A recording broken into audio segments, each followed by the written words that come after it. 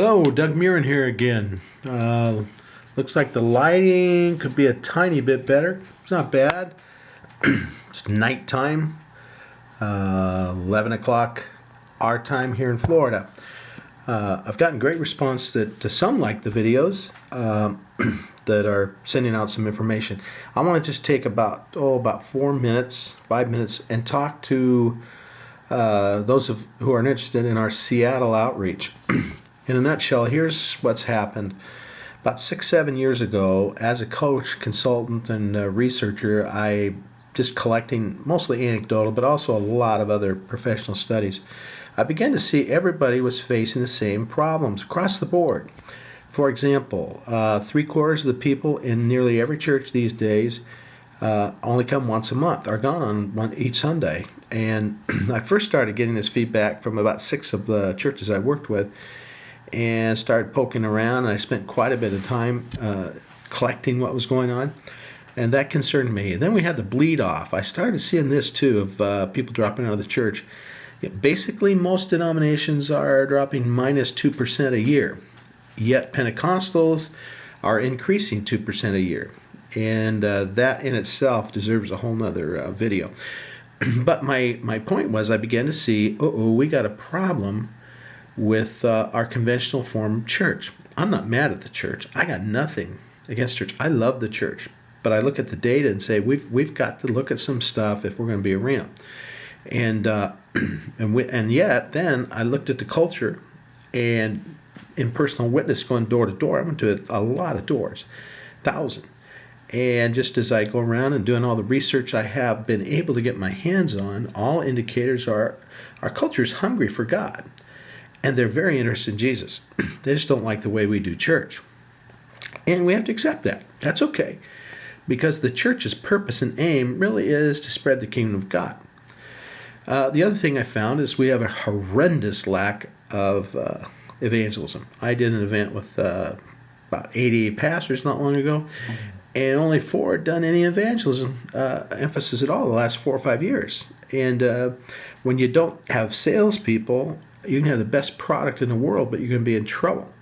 So last year, about 2 or 3 million people left. Southern Baptists had 200,000, Methodist 1.4, or 140,000, excuse me, and across the board. So if you track that out, in about 10 years, there are none of either. So let's dig deep, look at what we're going at. So I came and said, okay, I'm going to develop a form of church that matches what I'm seeing, that has, and here's the elements: a strong outreach evangelism component, which I've done for years. 2, only met once a month for a gathering service, and had a variety of different kinds of things that helped people through the rest of the month, and mostly self-directed adult treatment things. And we included kids 10 and older in our adult things. I think it's the reason we lose a lot of our kids. We treat them as though they're also runs. So I began to see a number of things that needed to be done, and lo and behold, I had a chance to gather a guy named Mike Maston, who's co-leading with me from Australia, a great evangelist, because I've been holding off till I got some people who'd key it up. And in Baltimore, my overseer of our planning projects in Baltimore, he and I are teaming up in Baltimore. We let the word out just a bit, and we got a free building and some money, a lot of money committed to us already. We need that in Seattle. So probably October, we're going to have our huge launch, but we need to build toward it. And here's what we need to happen between now and then. 1, I need some leaders. And I don't mean leaders in the sense that we had before. We're not going to teach you how to do stuff during church services. We're going to teach you real hands-on ministry stuff and get to know. And we need women. We need half to 60% of our leaders to be women. So women, sign up. Let us know. This is not a male-dominated thing at all. We've had enough of that. So we need to do that. 2, we need to also learn our system and what we're going to be doing some marketing on Facebook. And we are going to, in that end, have a couple parties, 3 maybe, and definitely a lot of coffee meetings to see where we're going.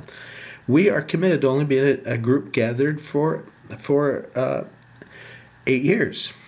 And when we get to the 8 years, we're going to morph into different things. And in the meantime, we're going to train a lot of leaders and send them out with the same thing. That's what we're going to be good at. So we'll have great stuff for the kids. We think we can do church at about 30% of what the normal cost is due to several things. One, we're not going to pay any pastors.